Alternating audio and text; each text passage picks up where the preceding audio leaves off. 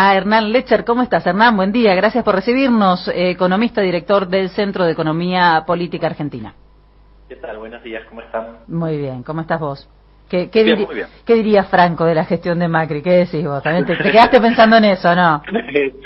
Me quedé pensando que tengo ganas de leer el libro. Claro, están todos esperando el libro. Bueno, vamos a ver cuánto sale. Hernán, un escenario muy complejo. Bueno, ya tuvo una muestra de respaldo importante el presidente de la República Argentina, Alberto Fernández, ¿no? En un momento muy complejo, sobre todo desde lo económico. ¿Cómo definirías este momento? Y me parece que la atención está puesta sobre todo en lo que está ocurriendo con el dólar, ¿verdad? Y en esta presión para que se produzca una devaluación.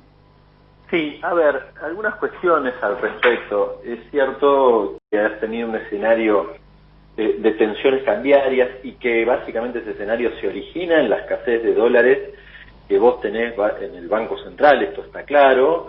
Estamos discutiendo, fíjate, en el último año estamos discutiendo la reducción de algo así como 2.000 millones de dólares de reservas. Sí. En los últimos 2 años, justamente hablando de la gestión de Macri, perdiste nada más y nada menos que 50.000, y creo que me quedo corto, 50.000. Imagínate qué hubiese pasado si tuviésemos eso en el Banco Central. No estamos discutiendo esto, básicamente. Ahora, sí, en este contexto, el Banco Central ha tomado una serie de medidas tratando de lograr quitarle tensión. No hay un problema, esto es importante, no hay un problema de atraso cambiario en la Argentina. No hay atraso cambiario. A mí a veces cuando me dicen, no, es un problema de confianza y es un problema que en realidad el empresariado considera que debe haber una devaluación. Y yo pregunto, ¿por qué? Cuando vos mirás los números, el tipo de cambio real multilateral, que es el tipo de cambio en relación a los socios comerciales, está 20% más devaluado que con Pratgay.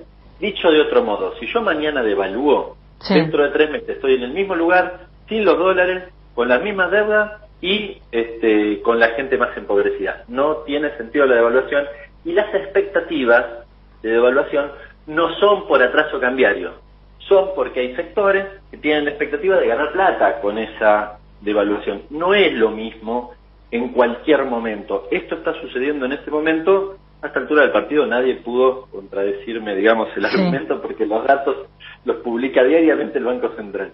Está claro, está claro. Y ahora, ¿cómo funciona? Digo, por otro lado, preocupa mucho lo que pasa con la pérdida del poder adquisitivo de los trabajadores, lo que pasa con la inflación, sobre todo en los alimentos, en la canasta básica. ¿Cómo funciona y si se traslada en cierto modo esa presión a los precios, ese incremento que hay en el dólar blue a los precios? No, en el dólar blue no va a los precios. No es una va. gran mentira, ya lo demostró Pratgay cuando dijo que sí iban y después no iban y de repente se aumentó, tuvimos una inflación del 40% en 2016.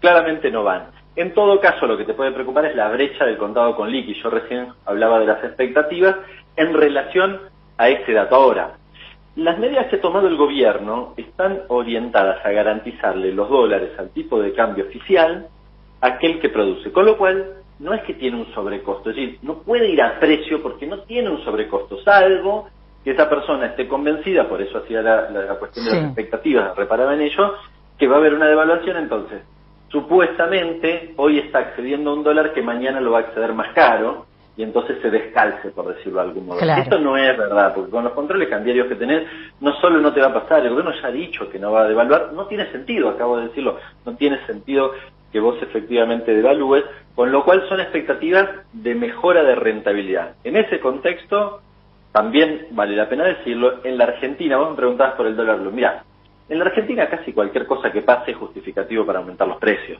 con lo cual, mañana no pasa nada con el contado con liqui, no pasa nada con el contado con el oficial, y el dólar blue pega un saltito y alguno dice, y yo tengo que ir a precio porque mirá lo que pasó con el dólar blue. Entonces, siempre hay un justificativo. Esto es una dinámica bastante perversa del funcionamiento muchas veces de nuestra economía. A mí me parece que hay 2 cuestiones para esta etapa que tienen que ver con un poco no sé si la salida, pero bueno, con esta etapa de la pandemia que estamos viviendo, que por un lado hay una discusión fuerte, me parece que los 2.300 productos del precios máximos está bien, pero está pasando que otros productos por fuera de eso se te escapan, y me parece que ahí hay una discusión respecto del proceso de producción y la rentabilidad en el proceso de producción y comercialización. Sí. Y por otro lado, todo esto preocupa doblemente porque uno ve que los salarios no avanzan a la misma celeridad. Esto es un problema, es decir, una cosa es una inflación del 2,8, que uno puede decir es mucha baja. Ahora, si los salarios aumentaron 4 y no es tan terrible. Ahora, si los salarios no aumentaron, o aumentaron el 1, es un problema. Entonces ahí me parece que hay un rol de los gremios, que es en un contexto muy difícil, porque los empresarios que dicen, no, venimos de la pandemia, no podemos pagar nada. Sí. Ahora, en gran parte los salarios los está pagando el gobierno, aparte, ¿no? Con las herramientas que están vigentes. Exactamente. Ahora, si vos no lográs recuperar, yo puedo entender la problemática que pueda plantear, sobre todo un empresario más bien de tamaño pyme, ¿no? Porque el grande sorteó la crisis de otra forma. Ahora, sí, pero igual pidió ayuda. Igual pidió ayuda. Obviamente, pero si no hay recuperación del salario, es decir, si no hay aumento de los salarios, ese empresario pyme no va a poder vender. Claro.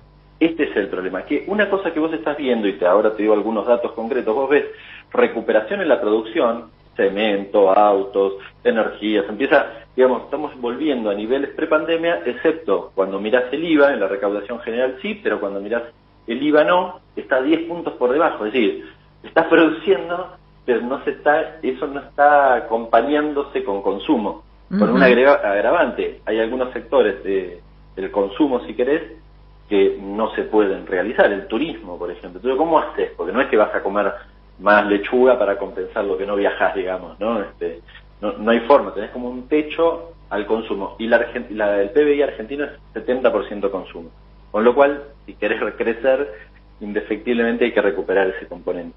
Bien, dos cuestiones. ¿Qué pasa con la liquidación, por ejemplo, de aquellos que estaban especulando? Se les ofreció una baja en las retenciones porque el gobierno necesita esos dólares. ¿Y cómo afecta estas bajas en las retenciones, ya sea para lo que es semillas, lo que es soja, como para lo que es carne? ¿Cómo funcionan con el precio, que es lo que siempre nos tememos, ¿no? El traslado a lo que es el mercado interno.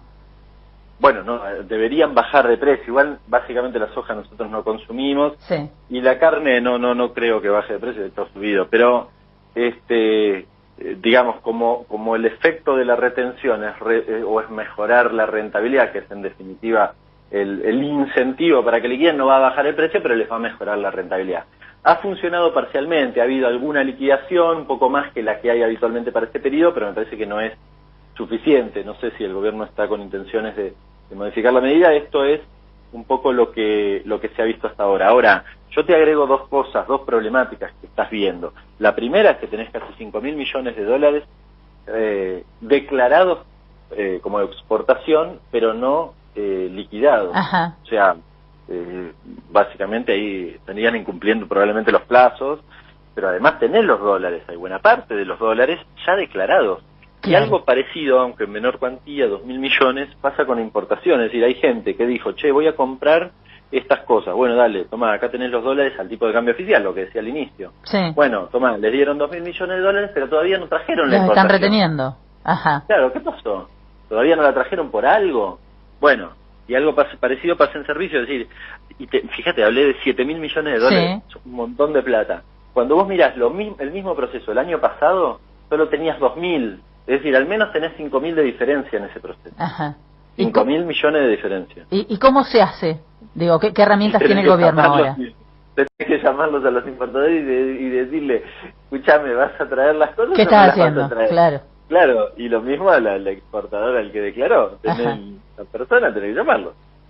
Claro. Bueno, especulación a troche y moche, ¿no? De eso estamos hablando desde que empezamos la entrevista. Definitivamente. Y vos señalaste recién, cuando te pregunté por los precios, la necesidad de evaluar qué pasa con la cadena de los costos, ¿no? También, otra vez, ¿qué herramientas tiene el gobierno? ¿Qué debería estar haciendo para controlar más el precio, por lo menos de los alimentos? Bueno, me parece que, hay una buena tarea en lo que tiene que ver con los precios máximos, en particular, que fue muy significativo para que hoy no estés peor que lo que está claro. Me parece que hay que indagar un poquitito más atrás. Imagino que la Secretaría lo está haciendo. Es un momento difícil. Hace unos días vos escuchabas a los supermercadistas o a una parte de los supermercadistas decir, cuando yo compro los insumos compro más caro. Entonces, y el que está produciendo, que en general tiene una característica en la Argentina, el nivel de producción, sobre todo en el segmento de alimentos, está altamente concentrado. Entonces cuando vende su producto, dice, bueno, mira, vale esto. No, pero en realidad no te aumentaron los costos, vos le decís, bueno, sí, pero igual te lo aumento. ¿No aumentaron los costos? No aumentaron los costos. De hecho, eso es una realidad, porque no te aumentó la luz, ni el gas, ni ninguno de los servicios. No te aumentaron los salarios, por lo que decía antes. Digamos, el dólar casi no se mueve para el que consume, digamos, para la producción. Entonces, ¿cuál es la razón por la cual aumentás el precio? Nada, de nuevo, mejora de la rentabilidad, porque creo, la justificación es que creo que mañana va a haber una devaluación, entonces mejoro ahora la rentabilidad por si acaso, pero eso es un chamullo. Con lo cual me parece que ahí hay también requiere de una discusión, de una presencia, para ver que quiénes están haciendo los pícaros, por decirlo de manera sencilla. Claro.